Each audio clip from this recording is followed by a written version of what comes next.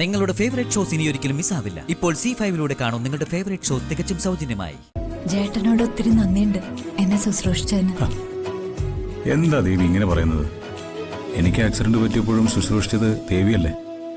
വാസ്തവത്തിൽ ദേവിയോടല്ലേ ഞാൻ നന്ദി പറയേണ്ടത്? അത് ശരി, നിങ്ങൾ അങ്ങോട്ടും ഇങ്ങോട്ടും നന്ദി പറഞ്ഞു കളിക്കുക. കൊള്ളാം.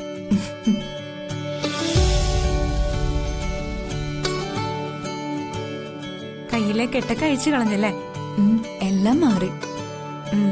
ഫുൾ ചെക്കപ്പ് നടത്തി. എനിക്കൊന്നുമില്ല. ഏതായാലും കുറച്ചു ദിവസം കൂടെ റെസ്റ്റ് എടുത്തിട്ട് മതി ജോലികളൊക്കെ. ഓടി ചാടി അടുക്കളയിലേക്ക് ഒന്നും കയറണ്ട.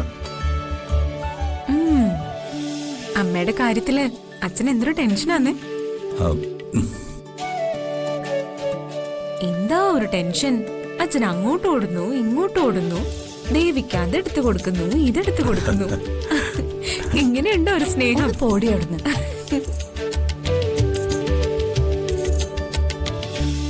അല്ല, ഞാനൊരു കാര്യം വളരെ സീരിയസ് ആയിട്ട് പറയാ. അമ്മ അച്ഛനുമായിട്ടുള്ള കല്യാണത്തിന് ഇനിയെങ്കിലും സമ്മതിക്കണം.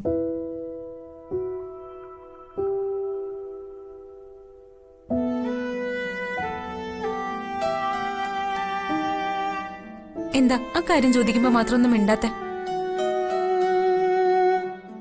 അച്ഛനൊന്നും പറയാനില്ലേ? ഞാൻ എന്റെ ദേവിയോട് ഒരു തെറ്റ് ചെയ്തു പോയില്ലേ മോളെ? ഒരിക്കലും പൊറുക്കാൻ പറ്റാത്ത തെറ്റ്, ഒരിക്കലും ഒരു പെണ്ണിന് സഹിക്കാൻ പറ്റാത്ത തെറ്റാ ഞാൻ എന്റെ ദേവിയോട് ചെയ്തത്. എനിക്ക് മാപ്പ് ചോദിക്കാൻ പോലും അർഹതയില്ല. ക്ഷമിക്കണമെന്ന് മാത്രമേ ദേവിയോട് ഒരിക്കൽ കൂടി എനിക്ക് പറയാനുള്ളൂ. ചേട്ടാ, അച്ഛൻ എല്ലാവരും പറയുന്ന തെറ്റിലേക്ക് പോയതുകൊണ്ടാ അമ്മയ്ക്ക് ഞാനും നീ മകളുണ്ടായത്. മീനാക്ഷി, ഒരാളൊരു തെറ്റ് ചെയ്ത് പോയിന്ന് വെച്ച് അയാളെ ജീവിതകാലം മുഴുവൻ ശത്രുവാക്കണോ അമ്മേ? ഇങ്ങനെ വെറുക്കണോ? നിർത്ത്. ജേട്ടൻ എന്റെ ശത്രുവെന്ന് നിന്നോട് ആരാ പറഞ്ഞത്?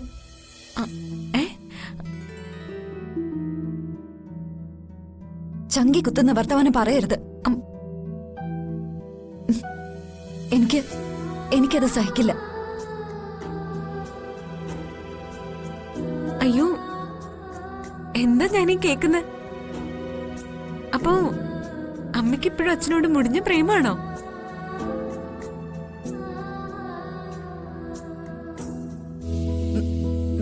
മീനാക്ഷി, നീ തല്ല് മേടിക്കുവേ. എന്റെ ദൈവമേ, നിനക്കൊരായിരം നന്ദി.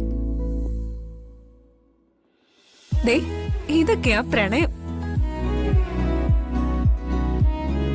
വടക്കിനി പ്രണയം, തെക്കിനി പ്രണയം എന്നൊക്കെ പറയുന്ന നാടൻ പ്രണയം.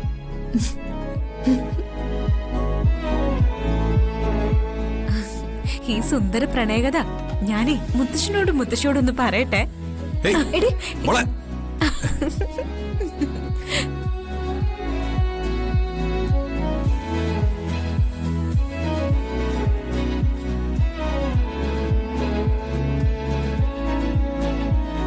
ഡൗൺലോഡ് ചെയ്യൂ C5 ആപ്പ്. കാണൂ എല്ലാ എപ്പിസോഡുകളും സൗജന്യമായി.